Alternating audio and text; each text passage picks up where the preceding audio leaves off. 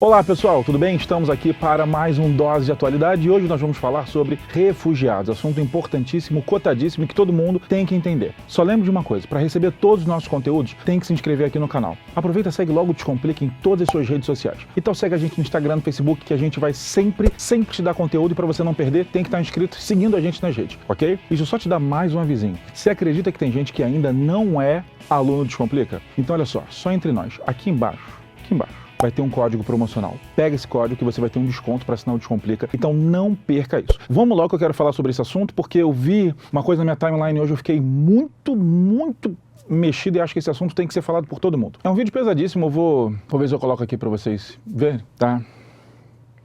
Vai aparecer aí para vocês.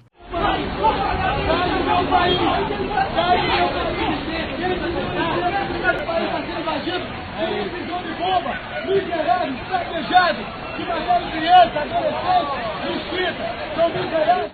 Cara, é um vídeo agressivo, é um vídeo chato, que não representa o brasileiro e tal, mas isso chamou atenção para a necessidade da gente ter que falar sobre esse assunto. Num começo muito básico, acho que a primeira coisa que as pessoas têm que saber é a diferença de um migrante para um refugiado. O migrante é aquele viajante, aquela pessoa que se desloca, aquela pessoa que muda de um país ou de uma cidade para outra, mas por opção. Ele percebe que pode ter uma melhor condição de vida e vai. Quando eu estiver falando de refugiado, eu quero que você saiba que eu estou falando em direito internacional e eu estou falando daquele migrante que ou está sendo perseguida ou vive um conflito, alguma coisa que claramente mostra que se ela permanecer no país dela, tem uma condição de risco de morte em seu país de origem. Então você sai do país não porque você quer, não por opção, mas porque você tem medo de morrer. E isso, obviamente, traz uma série de coisas por trás, como, por exemplo, as regras internacionais de defesa, o apoio internacional que esse cara tem que ter. E eu quero que você saiba que isso não está sendo inventado hoje. Isso vem de um contexto muito conhecido, que é somente o da Segunda Guerra Mundial, tá? Eu sei que vocês já estudaram isso, mas para fazer isso bem, eu preciso de um amigão meu. E eu tenho certeza que ele vai deixar isso muito claro para vocês. Eu vou ligar agora pro meu queridíssimo Pelizari, ele vai me atender, porque ele não sou eu.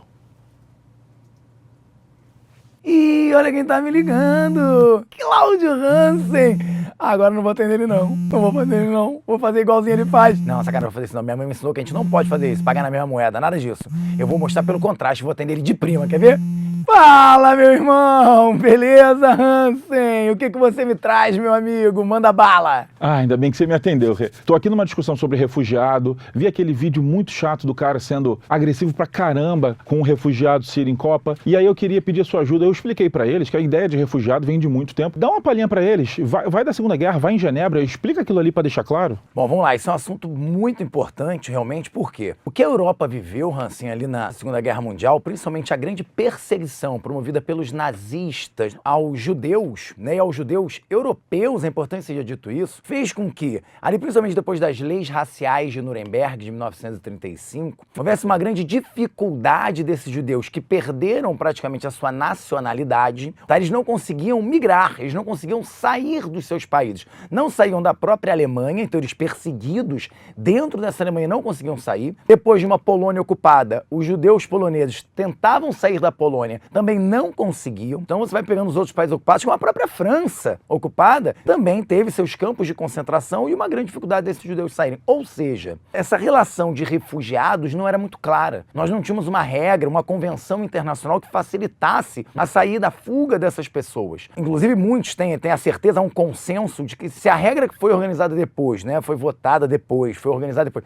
existisse durante a Segunda Guerra Mundial, sem dúvida nenhuma o número de mortos no Holocausto teria sido muito menor. Então, em 1951, ali 6 anos depois da Segunda Guerra Mundial, ainda naquele processo de desnazificação, né, pós-Tribunal de Nuremberg, há uma clara tentativa de criar uma regra internacional e a Convenção de Genebra. Reparou uma coisa interessante? São alguns fatores que tornam obrigatória a aceitação dos refugiados por qualquer país no mundo. E as 3 primeiras são raça, religião e nacionalidade. Repara, até porque nesse momento ser judeu, até ali meados do século XIX, era uma questão de religião. Principalmente no nazismo, se tornou uma questão de raça. Então é importante que as duas questões estejam ali. Então hoje vigora, né, o Acordo de Genebra de 1951 e com isso isso, né, os refugiados do mundo inteiro conseguem, então, procurar países onde buscam viver melhor, mesmo com as perseguições do seu país de origem, do seu país natal. Isso mostra quase que uma ironia, se não for uma ironia, né? Você está falando de Convenção de Genebra, você está falando de 1951, pós-Segunda Guerra Mundial, e aí você trouxe muito bem, quem mais brigou por esse acordo foram os europeus. E a gente tem hoje uma situação contrária, em que a gente tem na Europa a maior dificuldade de aceitar o acordo que foi puxado por eles, porque o contexto é diferente. A gente não estava num cenário em que os europeus estavam buscando o abrigo, mas agora os europeus são o abrigo. Muita gente busca neles essa opção de abrigo. Pois é, porque na verdade a relação se inverteu, o que você está falando. Outras áreas como o Sudão, outras áreas como a Síria, como o Afeganistão, continuam em conflito. Então, se você parar para pensar, essas áreas que hoje mais mandam refugiados para o mundo, todas estão ali no entorno da Europa, quando você pensa em África e Oriente Médio, e muitas acabam buscando na Europa um refúgio, embora seja a menor parte. Em 2015 foram 65 milhões de refugiados no mundo, né? E mais de 90, se não me engano, 95% desses refugiados justamente dessas regiões que você acabou de ratificar aí. E, obviamente, eles vão buscar países que, em teoria, têm melhor infraestrutura para que eles possam viver. Claro, até porque quando você está migrando para uma região, né, e você migra, claro, em condições muito complicadas, entre ficar no seu país, onde o risco de morte é muito alto, e tentar a vida em outro lugar, né, mesmo correndo risco, eles tentam. Então, eles, obviamente, procuram lugares que possam oferecer para eles umas condições de vida melhores, claro, do que aquelas que eles tinham. Isso me lembra, inclusive, a onda de refugiados de Cuba, por exemplo, né, nas décadas de 80, principalmente 80 e 90, e os riscos que os cubanos corriam para poder atravessar para os Estados Unidos, né? Então, só lembrando outros momentos, né, de refugiados na história. É importante falar que 95% dos migrantes que saíram da Síria, por exemplo, não foram para a Europa. A Europa vive o caos de hoje com aproximadamente 5% dos caras que migraram. 95% estão se virando no Oriente Médio. Alguns países ali vizinhos da Síria receberam muita gente, coisa assim que as pessoas não imaginam. O Líbano tem 25% da tua população hoje feita de imigrantes. 25%. A Jordânia já tem 20%. A Turquia recebeu mais de 2 milhões. E o que vai para a Europa é um número menor. Só que aí a gente cai numa outra discussão, né, Renato? Uma outra discussão muito forte. Por quê? A guerra da Síria, a gente já falou sobre isso, depois você dá uma olhada no nosso episódio sobre guerra na Síria, ela traz muitos atores no meio disso tudo. E entre os atores nós temos também o medo do crescimento do terrorismo. E é aí que a questão fica muito difícil de ser julgada. Porque de um lado você tem sim um movimento de xenofobia que simplesmente não quer receber porque não quer receber, mas do outro lado você tem uma causa que a gente tem que olhar com muito cuidado e prestar muita atenção, que é aquela que fala da expansão do terrorismo para a Europa, e a gente está vendo que isso vem acontecendo cada vez mais, e infelizmente as pessoas não só associam muitas vezes a chegada do refugiado a uma crescente terrorismo, como o que tornou a questão um caos, Renato. Eu não sei se você viu isso, isso foi complicadíssimo. O próprio Estado Islâmico avisou que estava mandando em meio aos refugiados uma quantidade que poderia chegar a 4 mil terroristas treinados. Então, às vezes, uma notícia dessa, que ninguém sabe se é verdade ou não, mas quando essa notícia explode, a gente entra num campo muito sensível de julgamento. Porque você fala assim, e aí? E se o próprio grupo terrorista avisou que está mandando terroristas no meio dos refugiados, como é que eu, cidadão normal, estou aqui, vou poder fazer alguma coisa ou confiar nisso? E é aí que a gente começa a perceber a necessidade de um movimento internacional para resolver tanto a causa do terrorismo como a vida dos refugiados. Pois é, na verdade foi conhecido como a crise dos refugiados, né? Considerado aí, sem dúvida, depois da Segunda Guerra Mundial, a maior crise dos refugiados, né, da história. Então nós temos dois efeitos, né, Hansen? Vamos lá. As coisas positivas. A União Europeia, de certa forma, inclusive, preocupada com a entrada, claro, desses refugiados, ajuda a Turquia a manter os seus 20 campos de refugiados, melhorar a condição de trabalho deles. A Alemanha já oferece uma situação, essa política de portas abertas, onde entende que ela pode dar visto para esses refugiados, independente de eles terem entrado por outros países. Então, recebeu muitos, mas aí o que acontece? Existe uma outra onda, né, dos grupos que começam a dizer o seguinte, esses refugiados, esses migrantes, de uma forma geral, estão acabando com a cultura europeia. É um discurso populista de extrema-direita, extremamente nacionalista. O líder holandês da extrema-direita holandesa que disse esse ano de 2017 vai ser o ano dos patriotas. Então, ou seja, há uma aliança de extrema-direita na Europa que se fortalece, e nós temos aí países como a Áustria, países como a França, países como a Dinamarca, que estão crescendo demais os seus grupos de extrema-direita, justamente nesse discurso xenófobo, dizendo que eles precisam salvar a cultura dos seus países. Eles vão, na verdade, eles são contra a União Europeia, né? Eles são a favor do retorno daquela Europa nacionalista.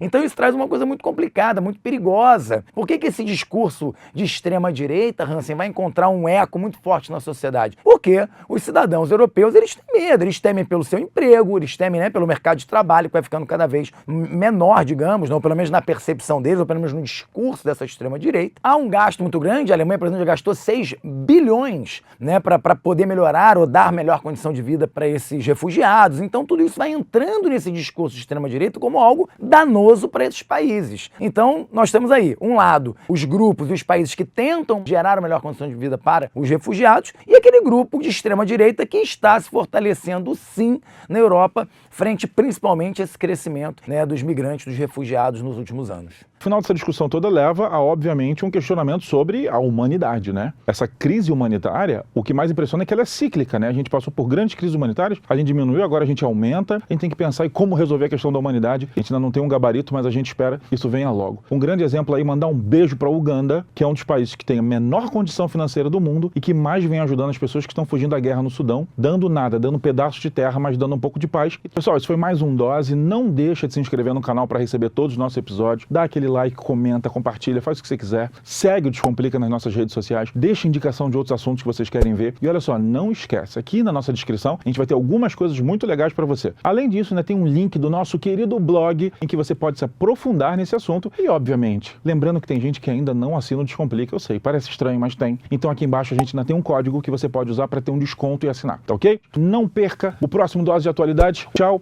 E não fala nada, mas eu vou deixar o Renato no telefone. Renato, já volto, tá? Opa, valeu, irmão. Espera aí. Tá. Demora não, hein? Já que o Hans tá me fazendo esperar aqui, eu vou falar só pra vocês, só pra vocês. Olha só, como é que isso pode aparecer no Enem? Você, às vezes me pergunta, né? Como é que cai, Tite? Como é que isso cai no Enem, né? Gente, o próprio tema dos refugiados já é muito quente, já é muito forte, já pode aparecer. Agora, é claro que isso pode vir relacionado com a própria guerra da Síria, com o Estado Islâmico, as questões na África, ainda resquícios dos conflitos, né, imperialistas pela divisão da África lá no século XIX, dos regimes ditatoriais, como a questão de Cuba ainda, né, os refugiados de Cuba, falando sobre o próprio antissemitismo, a dificuldade dos judeus entrarem no Brasil, por exemplo, durante o Estado Novo. É um tema extremamente viável, tá, de aparecer no Exame Nacional de Ensino Médio e nos vestibulares em geral. Ô, Hansen! Aí ele desligou, cara. Não desligou não, tá aqui, ó. Tá contando ainda. Hansen!